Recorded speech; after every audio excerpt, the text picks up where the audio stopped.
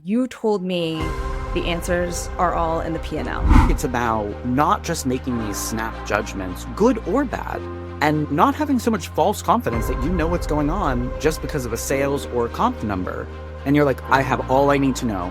I got this bad Google review. Sales are down 2%, and I know all I gotta know.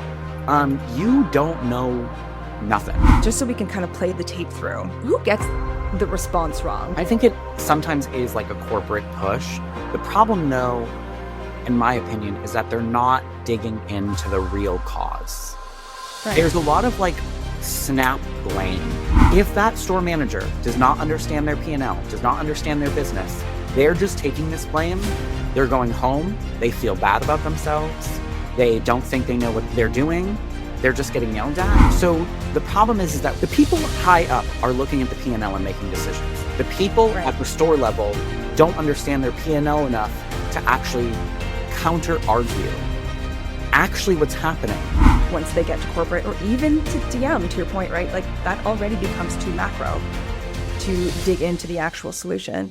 Matt, when something goes wrong in retail, it seems like one of the first instincts is we need a policy to avoid this ever again. We need to tighten the rules. We need to close the loophole. We need to control the risk so that we don't run into this again. But in a previous episode, weeks ago, you told me the answers are all in the P&L. Mm-hmm. And ever since then, I wanted to dive into that. So I think we're due for an episode about how a more creative look at your numbers can reveal what's really going on and how to address the actual cause rather than a symptom before it turns into another blanket policy that feels like punishment to everyone. Mm-hmm. So tell me about the stories that exist between the lines of a store P&L. Yeah, I think one of the things too is that I think you need the whole picture, right? Like, I think a lot of times executives or even store managers when they're new, or store managers after they've like gone on vacation or whatever, like you come in, you see a store in a certain way, or you read a Google review, whatever the case may be is, and then you make a judgment. You're like, oh, this is what's happening in this store. And I think more so as time has gone on in my career, companies and leaders are all ignoring the P&L and ignoring items in it that are going to tell us things. They're using all these other sort of qualitative things to make judgments about teams and stores. And maybe they're using some quantitative, but it's like comp or like, are they hitting their bonus? Like, it's not these individual line items, which are really going to tell you the details if you take it into combination with like Google reviews and what you see in the store and the state of the store. And so for me, I always look at what's happening in a P&L. It's like one of the first things I love to dive into. Because I also like to see if my own judgments of a P&L are correct. Because again, I can't look at a P&L and know everything either. Like, I can't sit in a windowless room and look at some store's P&L and go, I know exactly what's happening in the store. I need both. And I need to like marry them together and go, okay, this is what's happening. And until you marry both, I would argue that whatever solution you have is not the right solution. You have no idea what the cause is or what the real problem is. You haven't sussed that out yet. Amazing. So can we get into specifics a little bit? And if Yeah. it helps, like, yeah, you tell me if there's an order, but what really prompted this for me is, I think it was the food example, and I can't remember what episode this was, but you were saying that the policy that food has to get thrown out exists because, and they won't say this, but is because they don't want anyone in the store intentionally over ordering, knowing that they'll get to take home unused inventory. And so blanket policy, terrible for the environment, terrible for everything. It all gets thrown into the garbage. But then you said, but that you can spot that in the P&L. Mm-hmm. Exactly. And so and I will actually I'll expand this beyond food for everyone in all types of retail, because luckily for me, I've been in it all. So it's all analogous, right? So on a P&L, if you're in a food business, you're going to have a line item that's waste. Usually the company has a target waste goal. And really, the reason that target waste goal exists is because you actually don't want no waste. No waste means you sold out of food too early. I would argue you don't want no waste in cosmetics either, um, because that either means you're not giving testers out to clients, or you're not damaging out something that could potentially harm a client because it's gone bad or whatever. And you're just trying to save your money, so you're like, we'll sell it. And it works in clothing too. Like, you don't want to sell a ripped shirt, you need to damage it out. So regardless of what type of retailer you're in, there's some sort of like waste or damage line item, and there's always a goal. And that goal is obviously figured out by some, finance team that figures out what the right ratio is. And so in food, for example, if you were ordering too much or pulling too much out of the freezer, depending on how your business operates, and the goal for waste was 15%, which by the way is a number, it's pretty common somewhere around there, and you have 30% waste, that's how you spot, okay, this team is ordering too much. Are they taking it home? And again, you still don't know because you're not there. So you need to do the research of, okay, we're at 30%. Is this just like they don't like telling customers no, so they don't want to sell out of anything at any time? Because obviously at 30%, now you're hurting margin. Now you're down to another line item that you're impacting. And so there is this like balance that you want to find. And so with food, or damages in clothing. You have a lot of damages and you're working in a denim store. Why? What's happening?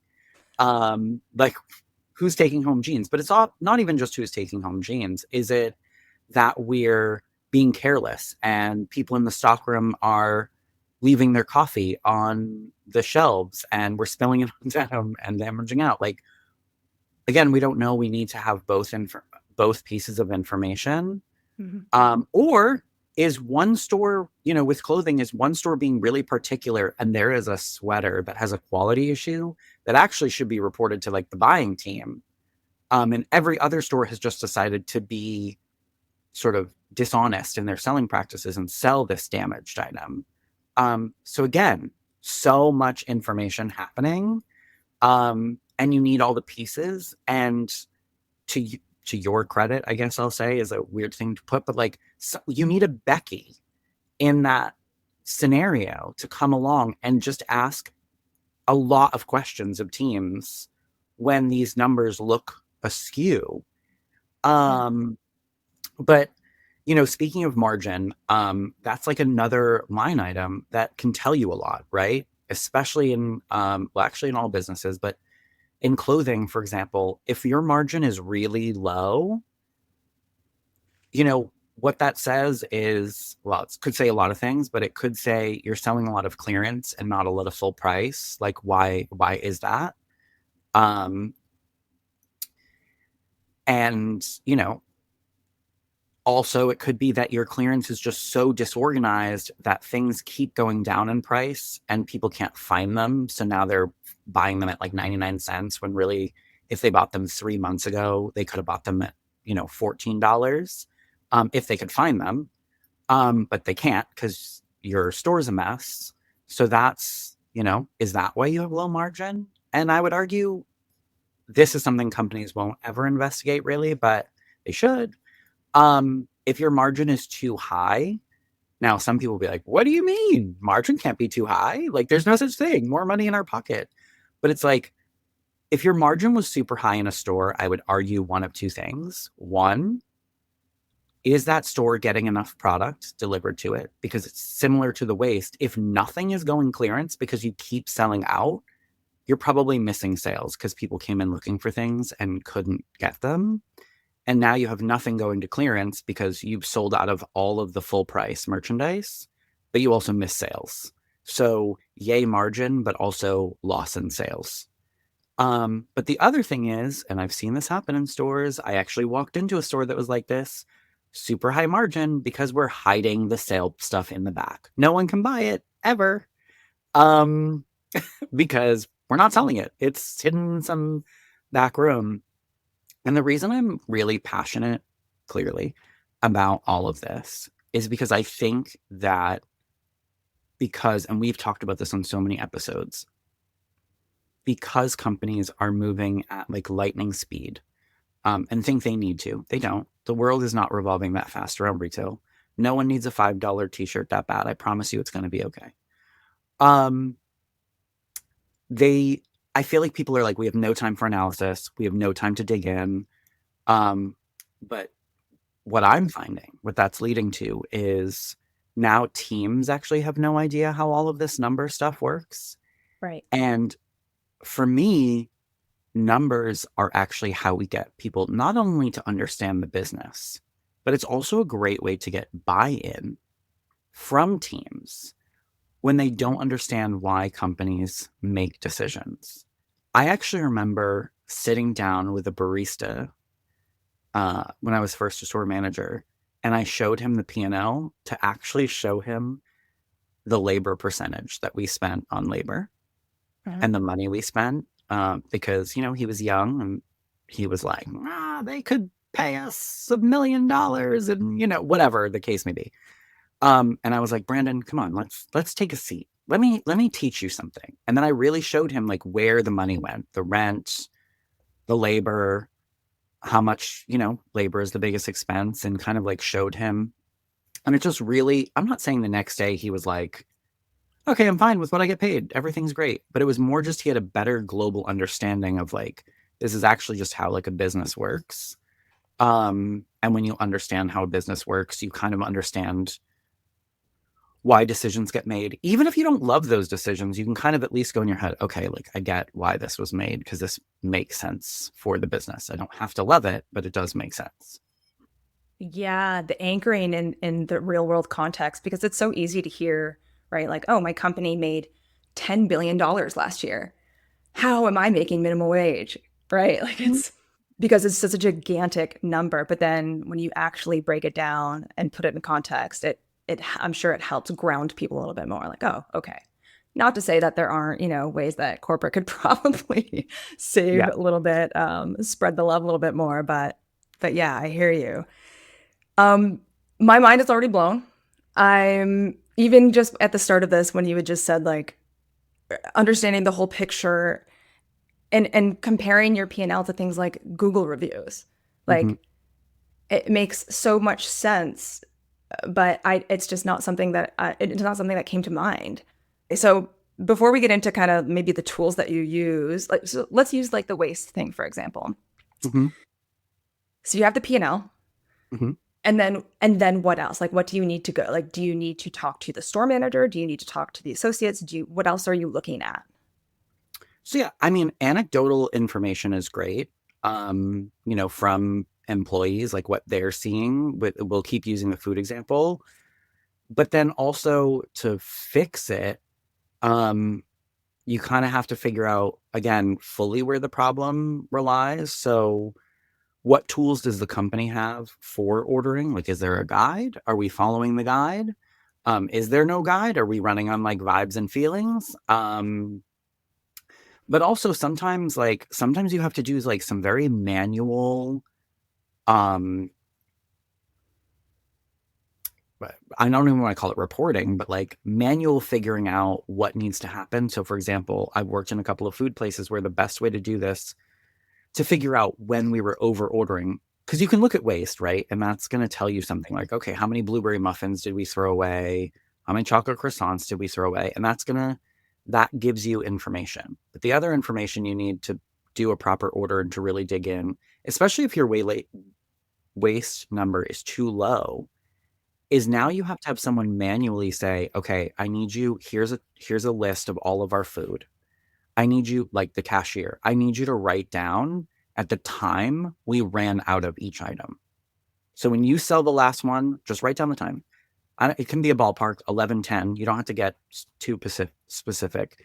And Okay. once you get a couple of days worth of that, doesn't even need to be a lot of days, you'll start to see like, oh, okay, this is why our waste percentage is too low. Um, or maybe your waste percentage is actually too high, but you're selling out of the things you really need and you're throwing away the things no one wants. Like maybe no one wants the ginger scone. Maybe Right. that's why you're throwing away 20, but you need 20 more chocolate croissants.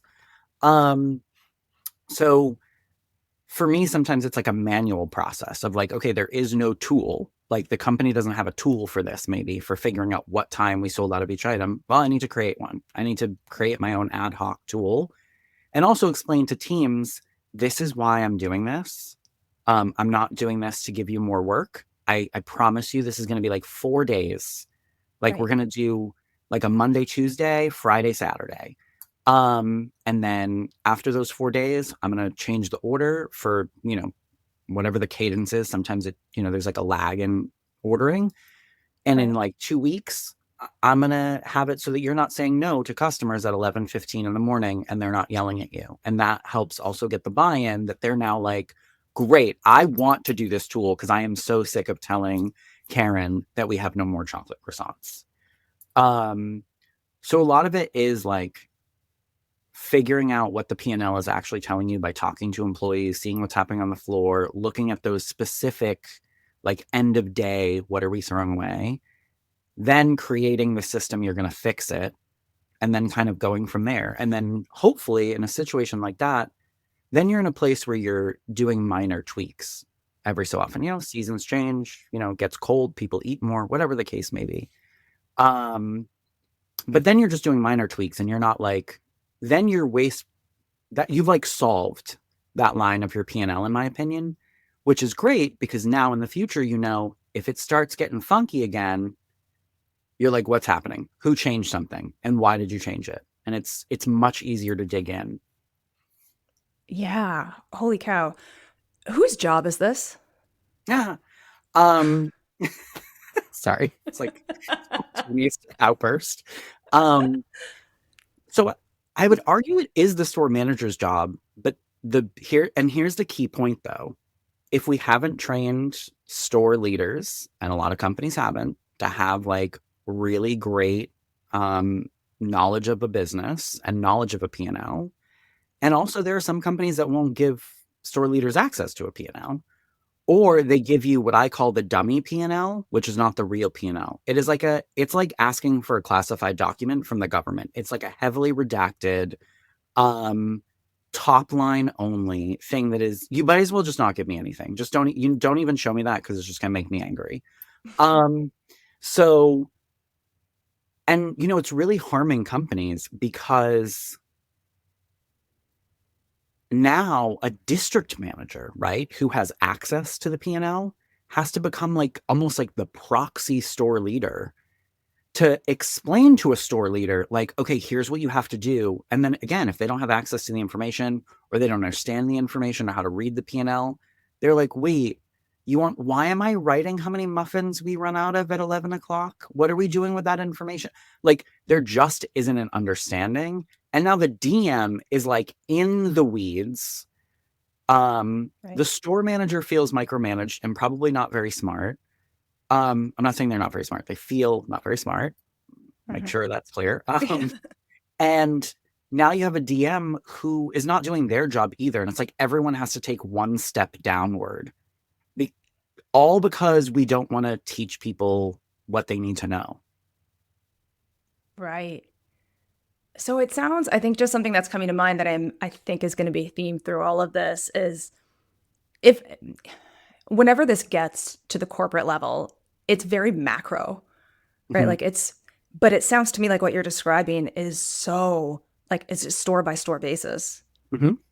It's so granular. And Yeah. I, it's actually why one of my favorite things about retail, like management, is sort of the art and science of people and numbers together, like interwoven. How do you solve the numbers problem with the people without creating a people problem?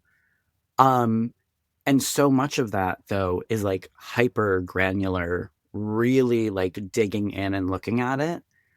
Um, and just to sort of go back to the point I made earlier, because I think it bears repeating, if you get granular and then you figure out all of these things and then you explain to your team, it's also, and I'm just saying this from experience, so much easier to get your team to comply with policies because they all understand the whys and they really have faith in you as a leader because you understand the things, which I think also helps prevent things like internal theft, which seems like a weird pivot to take. But when your team is like, oh, he's on it, they're less likely to do something shady. And I know that because I've never scared my team, I don't think, in my life. Like that's not the type of leader I am.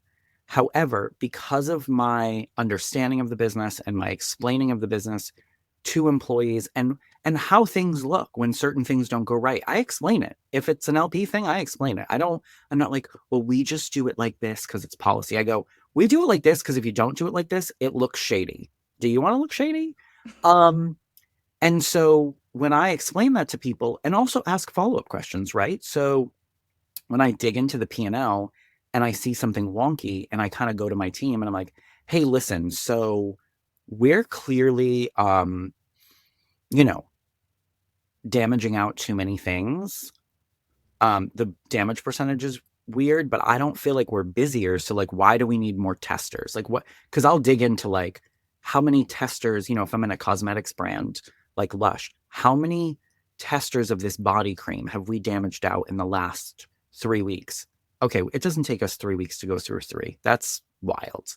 So why are we can anyone tell me the story here? And then people will say, oh yeah, and then maybe they're laughing or whatever, because then they're like, remember that lady knocked it over and then so and so had to mop it up. So now I get the story.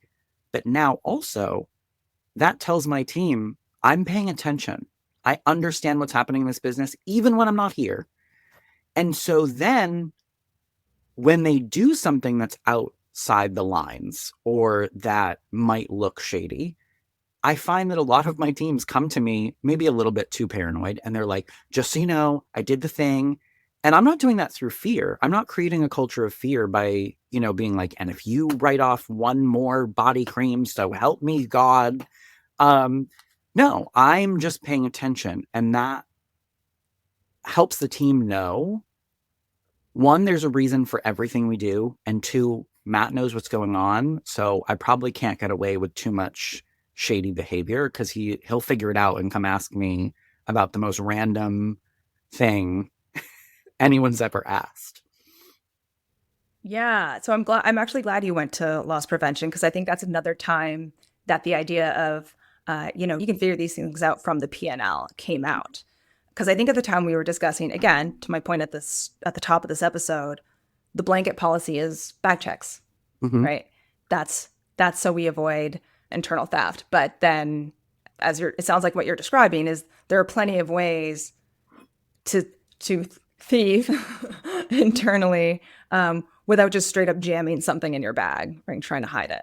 And I mean, that's the thing. Most people don't jam something in their bag when they steal. Right. I mean, so I guess they do sometimes, but a lot of times it's like a weird return or like someone buying something and doing something weird there and writing, doing a discount that's not allowed, or abusing a discount. And obviously there's policies for that and reports for that. But again, is your margin low?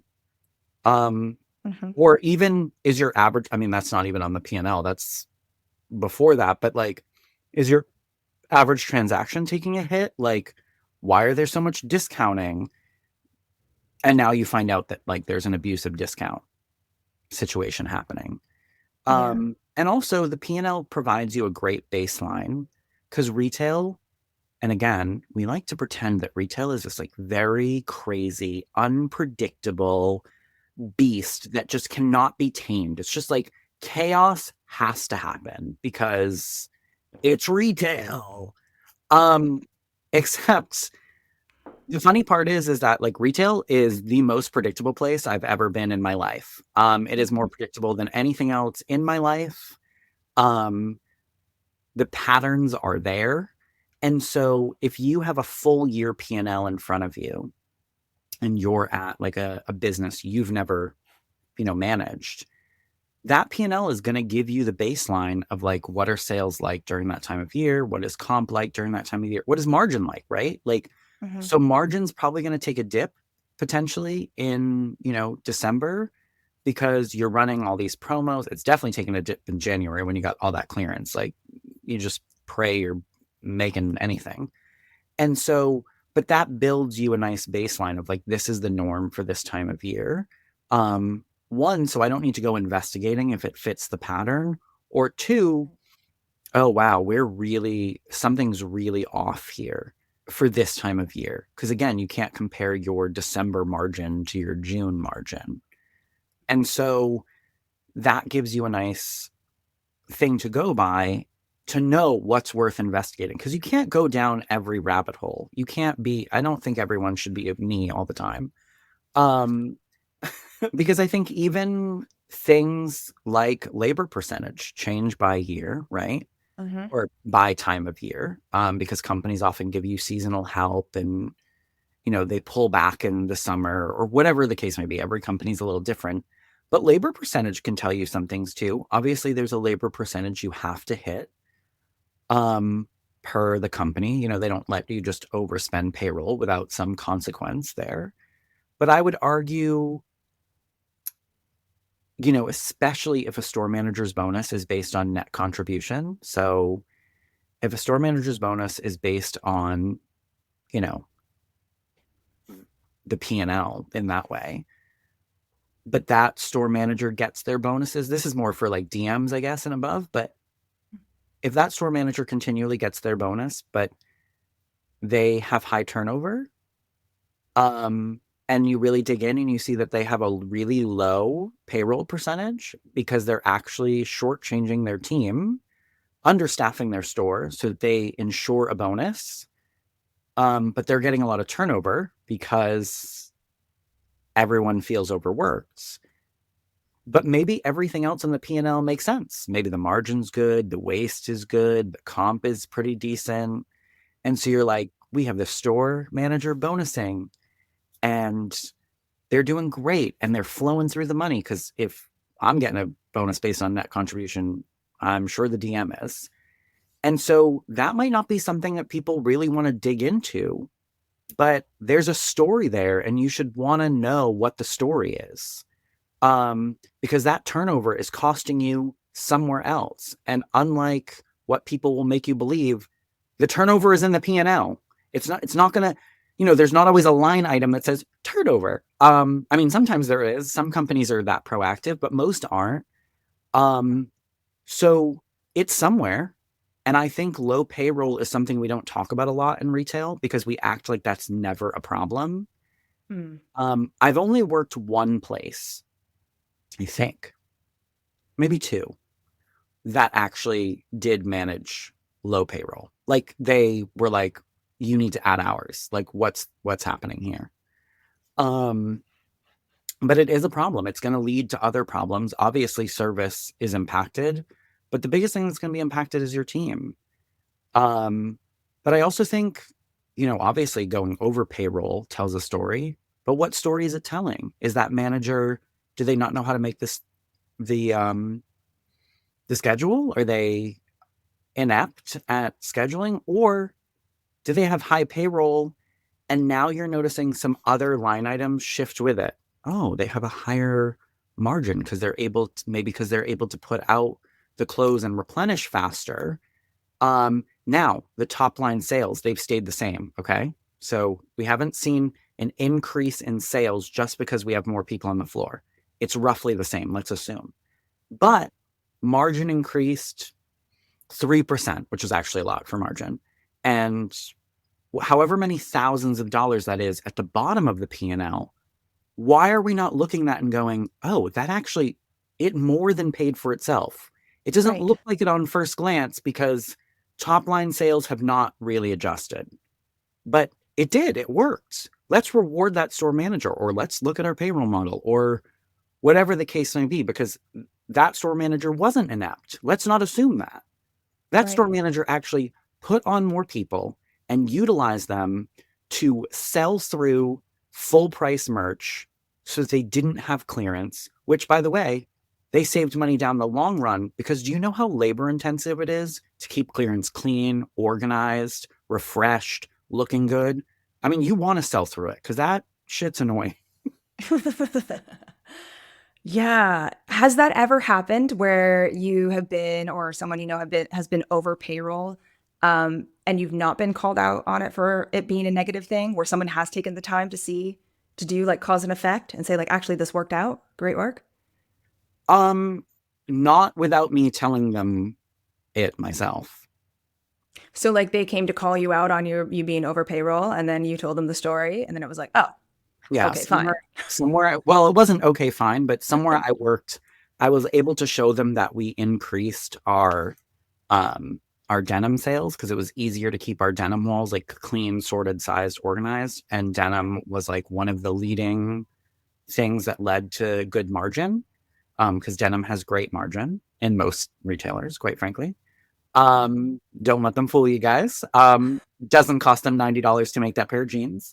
And so accessories as well. Accessories are, I mean, I obviously am still a shopper, but working in retail has ruined some things for me. I'm like, this accessory is just a margin getter. Like I can see it in my head now when I'm shopping somewhere. I'm like, this little like cute little messenger bag thing I want is this cost you like $6 to make. But Yeah. anyway, but yeah, it worked in the sense that I don't want to say they let me get away with it because they still made me pull payroll down. They just made me sacrifice it from somewhere else. They basically were like, the lesson here is pour more money on the denim walls. And Wow. yeah, so yeah, I think that there is a, that's the perfect example though of like companies thinking that they just by looking at something, they're like, ha, I got the answer is here. We got it. We don't need any more information. And you do. Yeah. Wow. Okay. Tell me about another one. Yeah, I think one of the most uh, on topic ones for this time in 2025 is actually omni sales or omni-channel numbers. So for that, I mean, what is that? And this is on most P&Ls at this point, but like, what is the omni-channel fulfillment rate? So for every buy online pickup store order you get, what percentage are you fulfilling? And every company has a goal, right? It's usually 90. It's usually pretty high because obviously you don't want to tell a client, hey, the thing you just ordered online doesn't really exist. Same thing with if companies and many companies, bigger companies do have ship from store where you're fulfilling an online order and shipping it out. Same thing, there's a fulfillment rate that's tracked. Usually that has a lower goal because that if you reject it, just bounces to another store. So you're not, and the client has no idea. Um, but those numbers tell us a lot. Are your teams lazy? Like they don't want to fulfill it? Is your store so unorganized that your team can't find the items? Um, is your inventory so incredibly wrong that you actually don't have the items, so you can't fulfill them? And then that again is like a trigger to like, why is your inventory so wrong? Is there internal theft? Are we not counting inventory correctly? Are we not receiving inventory correctly? Do we have external theft that we're either unaware of or not accounting for? Um, so I actually think omni-channel fulfillment percentages, more than a lot of numbers, actually can really tell you a lot of different stories about a store um, without ever looking at any other numbers because it actually involves so many pieces of the business in one action. Because it's essentially like a inventory inquiry in real time. It's me being like, do you have a 3230 in this denim? Go. Oh, you don't? Why don't you have it? It says you have it. So Right. omni-channel fulfillment is a really interesting metric to really look at and dig into. And I think it can tell you a lot about a health of a store if their percentages are consistently low or consistently high. Because if they're consistently high and they're never really rejecting things, I'm going to show you a store that's really well organized, well run, inventory is accurate, because you can't have good omni fulfillment numbers without running a pretty decent store. What shows up on the P&L that would make you look at your fulfillment rate? So for a lot of companies now, the fulfillment rate is on the P&L. Not all, but some of Oh, them have made it a line item because it is so critical. interesting. If they haven't made it a line item, I would say the thing that you could look at, although this would be much more difficult to figure out, to be honest, if it's not on there, would be comparing between two stores. Because the fulfillment percentage might not be on the P&L, but I bet you omni sales is. It's not just lumped in Right. all other sales. So if I have two $2 million stores and one is doing, 10,000 a month in omni and the other is doing 2,000, I have some questions. Right. Um, you know, and again, can't assume. Maybe you go to that $2,000 store and you find out their clients hate buy online, pickup in store. They're not even ordering it. They hate it. They want to come in and they want to shop and they want to touch everything and mess up tables and, whatever. So again, that doesn't, or maybe the $10,000 store is actually promoting BOPUS a lot. They're like, hey, do you want to not wait in line? Because, we get busy the same time every day between 6 and 7 when everyone gets out of work. Do a BOPUS. Come in, say your name, throw us your ID. We'll throw you the bag. Get the hell out of here. So again, different things are happening, but you can't know unless you really dig in. And again, if that $2,000 store, $2,000 a month Omni store is disorganized, let's say the DM doesn't get there very often, or maybe you think everything's fine because everything else is good.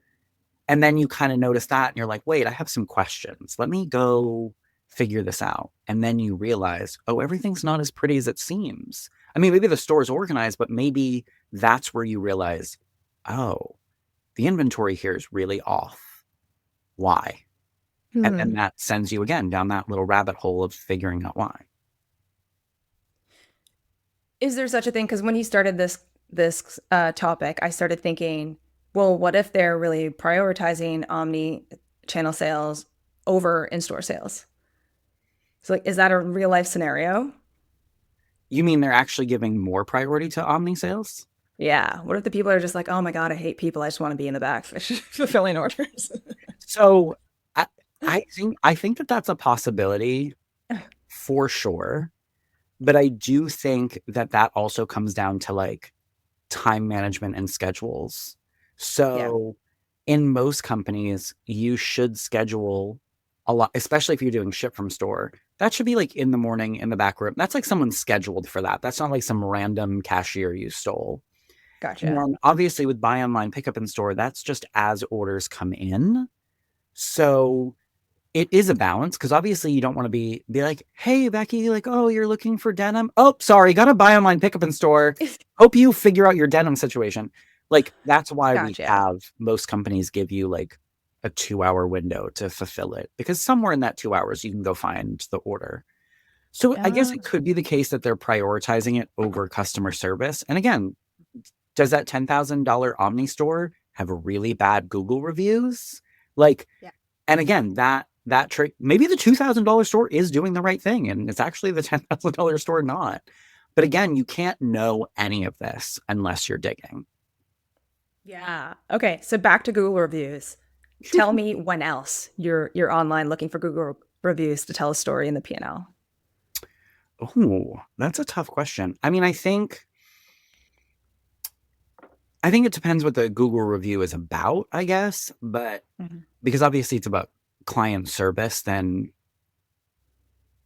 I mean, consistently about client service, then obviously you're just going to dig into a lot of sales numbers, right? Yeah. Um, and that might tell you things, but I think I would more look at metrics, which are not on the P&L for that, than I would Mm. P&L. Like I might look at the P&L, but then I'm going to be like, okay, now I need like the KPI report. I need to know what's going on with like conversion and average sale and figure out Gotcha. what's happening here. And then also, but if it's consistently clients complaining about stores not having things, which is a common Google review problem, um, and separate note from this episode we're having, allocations is a hot mess in retail, in my opinion, right now, because we're prioritizing online too heavily in a lot of companies. And so, but that is a big customer complaint. So for me, if they're complaining on Google about inventory applications, but I know if I'm a DM and I know that that store gets several size runs of most things because they're a big store, that's going to send me to the margin. Is it disorganized? So, and again, but I have to see both. I have to see the margin and I have to go see the store, and I have to go see the store unplanned.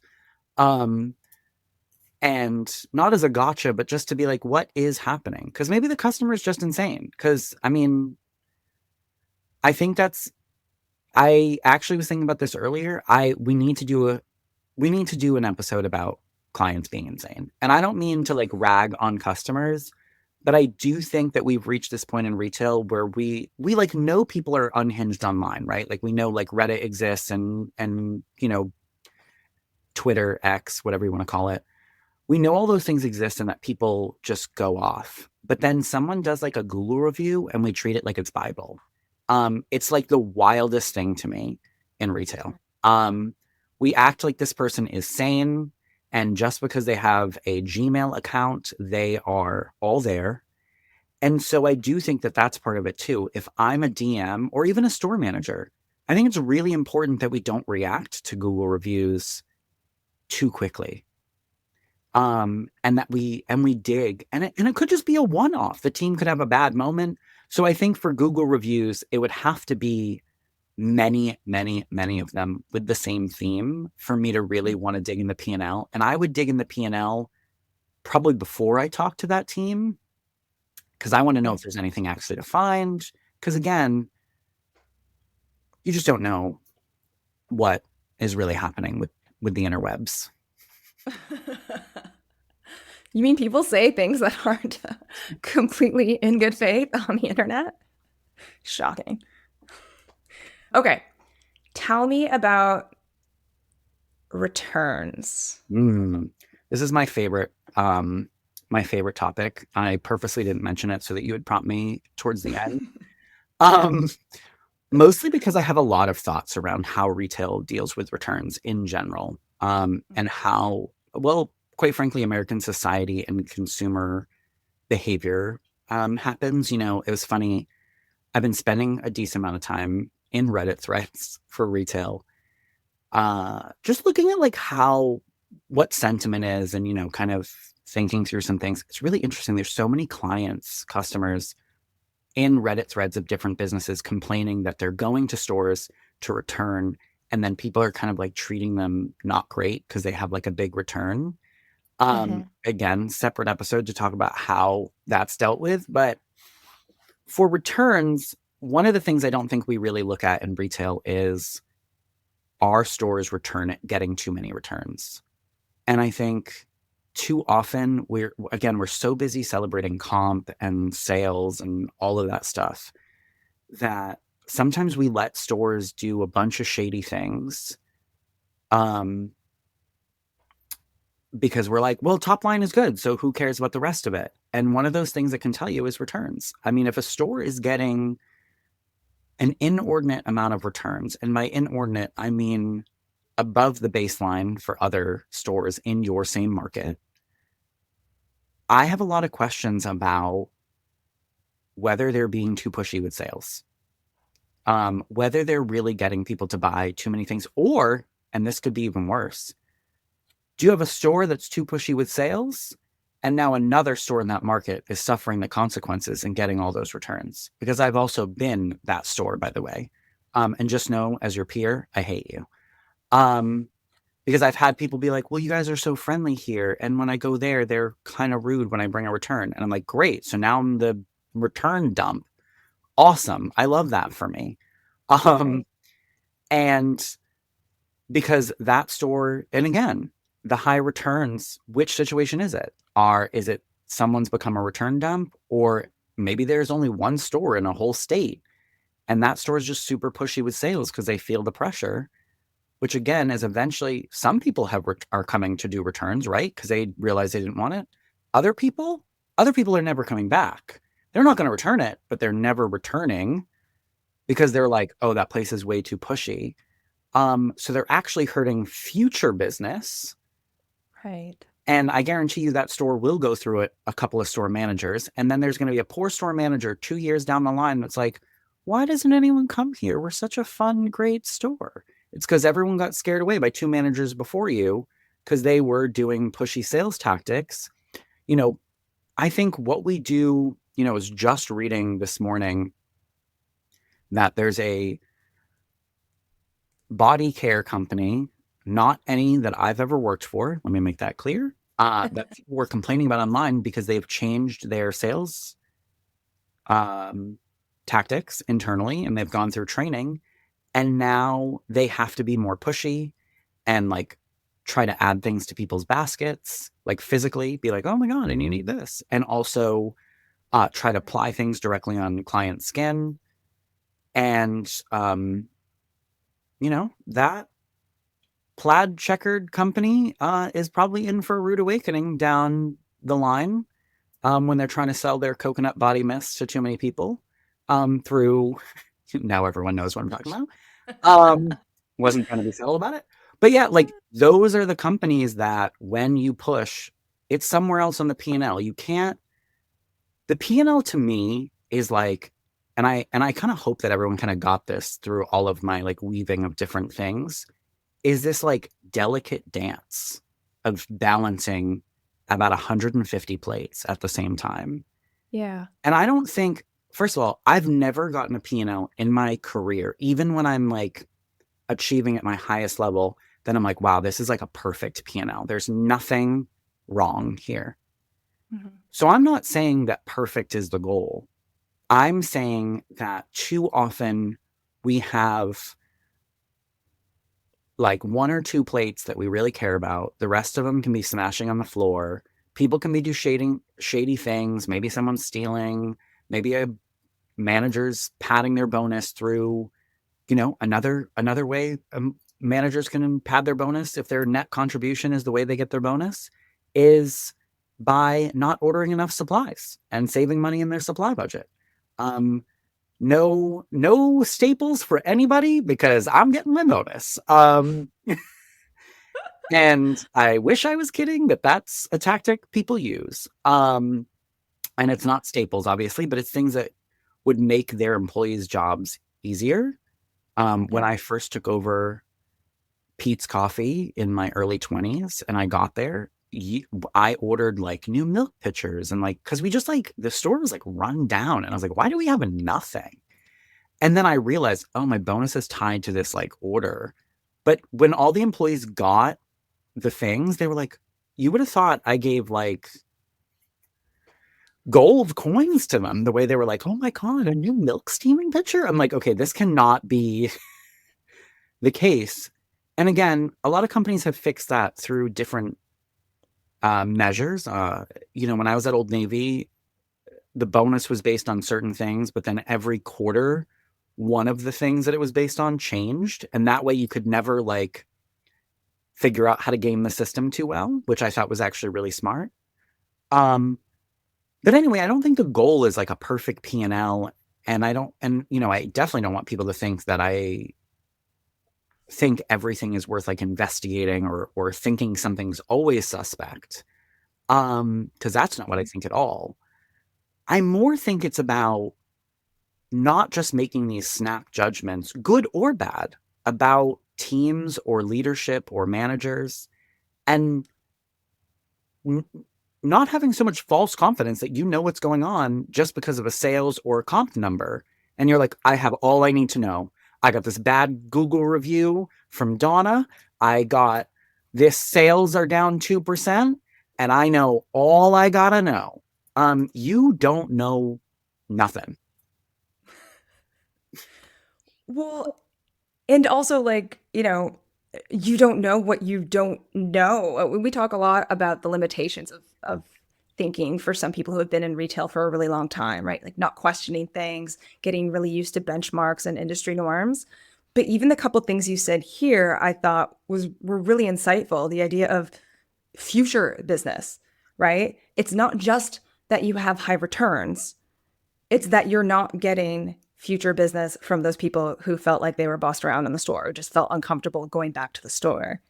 And it's not just that waste was too low or that you're running out of things. Like that's missed potential earnings. Hmm. So I think that's so interesting.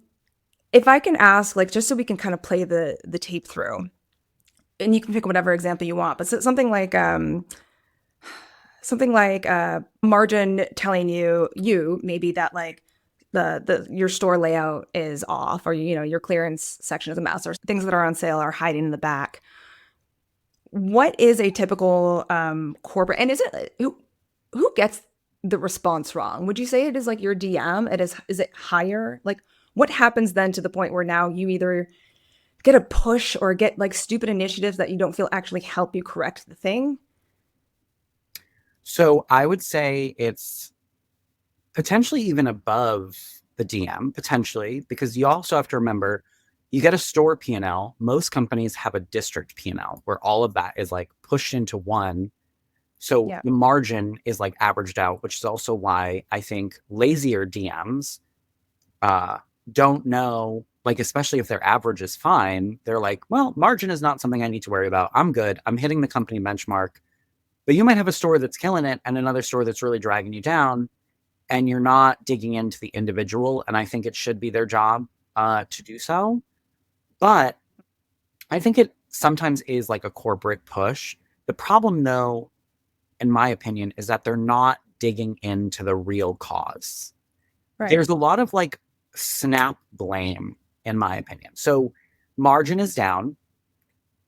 We're going to go with that example. Margin is down. Now, maybe that's because clearance is, we're going to say we've let clearance uh, go too low of a price point because we're not prioritizing like cleaning it properly or Okay. whatever. Now, corporate sees that they're not in your store. They don't know anything about your store. They see your margins low and they're like, your front room, you sent us a picture of room one or the first shop, last floor set.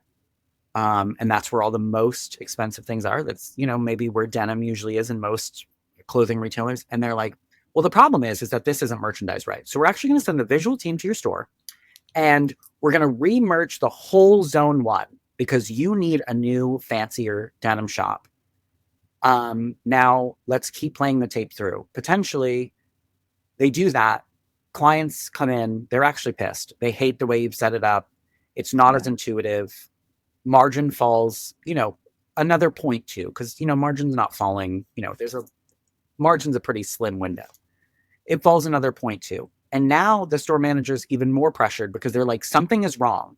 Now, if that store manager does not understand their P&L, does not understand their business, they're just taking this blame. They're going home. They feel bad about themselves. They don't think they know what they're doing. They're just getting yelled at. And they're just looking at room one like, we're doing our best and we're telling everyone about the denim and whatever. Meanwhile, the problem is not even in room one. The problem might even be in the back room. So the problem is that the people high up are looking at the P&L and making decisions. The people Right. at the store level don't understand their P&L enough to actually counter argue actually what's happening. And it is in everyone's best interest that the store level understand what's happening. Because again, if a store manager who understands a P&L is in that store and they, have some audacity, like some of us, they're going to say, hold on, pause, don't send the visual team. I actually want to point out something to you. I think our clearance shop is too small for our store. We can't keep it sorted. It keeps becoming a mess. Can you let me try for a month this, that, the other thing, and see if we can fix this situation, whatever the case may be. And I'm not even saying that's the solution, but I think that's the real problem. That makes perfect sense to me. And I think is aligned with a lot of the challenges that we've talked about and that we see other people complain. And that whole, the argument that corporate needs to spend more time in stores to understand what's going on. But, you and I have maybe pushed back a little bit and say, or empower and trust your store manager. Yeah, because if the store manager understands the P&L well and understands not just the P&L, but the cause and effect of how certain behaviors and processes impact to the P&L, they're going to be able to, you're never going to see the margin drop. They would have already figured that out before you figured that out. And they would Right. already be on the problem solving path. Or they figured it out, tried to solve the problem right before you figured it out, but now they're already back on the upswing, which is really, in my opinion, that's my goal as a leader. I want to find the problem before anyone else finds the problem. And then I might not fix it before someone in corporate notices, but I want to be already on the path back up so that I can look at them and go, this is the problem I found. This is how I addressed it. And we're already halfway back up the mountain. So just let me keep doing my thing. And that has worked incredibly well for me in my career. And that is what corporate teams and DMs should want their leaders to do, because it's going to make your job easier. Yeah. Yeah. It's what's in the job ads, right? Be the CEO of your own store. Mm-hmm. Yeah, sure. So amazing. This is maybe one of my favorite episodes. I just found this so interesting. My final question was going to be, so what do you need from corporate to make this happen? But I think you just said it. I mean, you need to train your store managers to understand the context and to know how to read a P&L, empower them to look into the actual solutions, which are likely way more granular than corporate thinks they are once they get to corporate, or even to DM, to your point, right? Like that already becomes too macro to dig into the actual solution. And then communicate with and listen to your store manager when they tell you what is or isn't working. Mm-hmm. Yeah, no, that's it. You got it. Amazing. Any final thoughts? No, I think that I got it. Oh man, I love it. Coming soon, Matt's P&L detective services for hire. Amazing. Thanks as always, Matt. Thank you. You're listening to Dear Corporate, Love Stores.